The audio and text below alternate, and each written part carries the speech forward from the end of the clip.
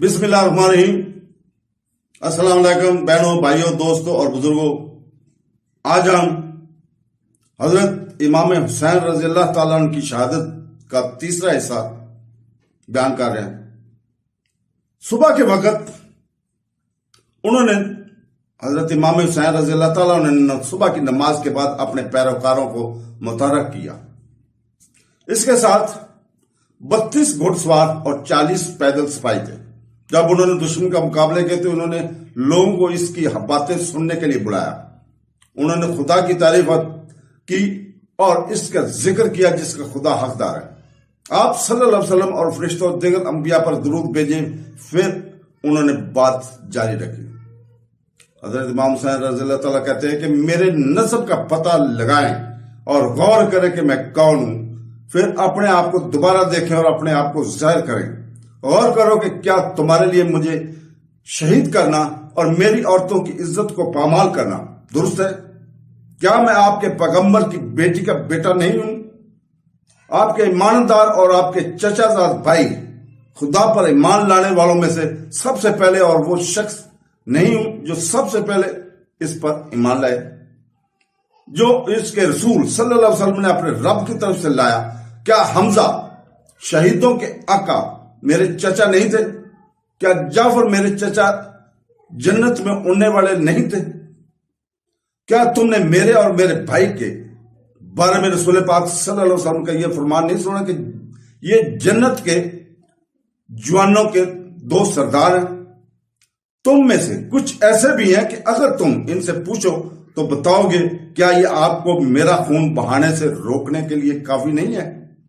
انہوں نے اس کا جواب دیا، اپنے رشتہ داروں اموی کے اختیار کے تابع ہو جاؤ۔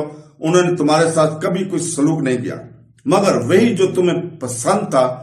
حضرت امام حسین رضی اللہ تعالیٰ نے جواب دیا، خدا کی قسم میں آپ کو اس شخص کی طرح اپنے ہاتھ نہیں دوں گا جس کو ذلیل کیا گیا ہو، اور نہ ہی میں غلام کی طرح بھاگوں گا۔ پھر انہوں نے پکارا، میں اپنے اور تمہارے رب کی پناہ چاہتا ہوں، کہیں ایسا نہ ہو کہ تم مجھے سنسار کر دو۔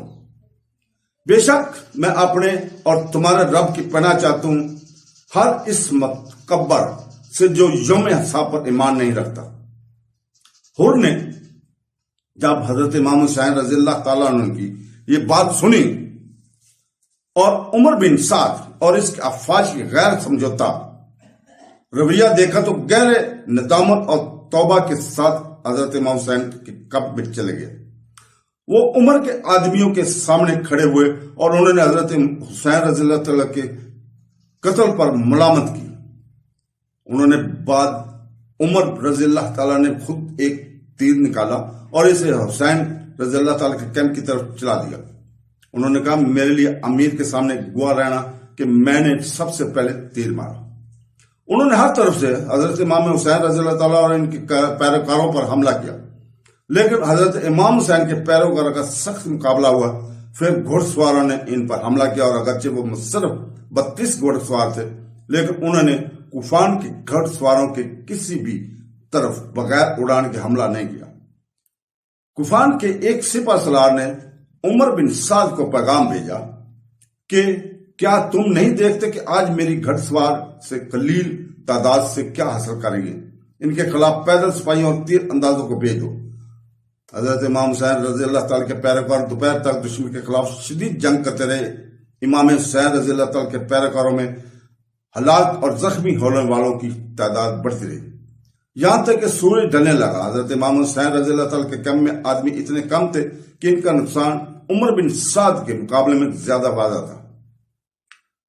سپہر تک تقریباً آدھے آدمی شہید ہو گئے۔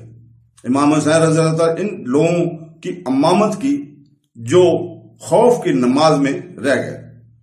اس کے پیروکاروں میں سے ایک دشمن کے تیروں سے اسے بچانے کے لیے اس کے سامنے کھڑے ہوئے، لیکن وہ تیروں سے مارے گئے اور وہ ہلاک ہو گئے، یہاں تک کہ تینوں مارے گئے اور اکیلے رہ گئے۔ وہ حسین رضی اللہ تعالیٰ کے خیمہ کے سامنے بیٹھ کے وہ اپنے بیٹے عبداللہ ابن حسین علی اصغر کو لائے جو ابھی بچہ تھا اور اسے گھٹنے کے بل بٹھایا۔ تاہم بنو اسد میں سے ایک نے تیر مارا جس سے بچہ ذبح ہو گیا، شہید ہو گیا۔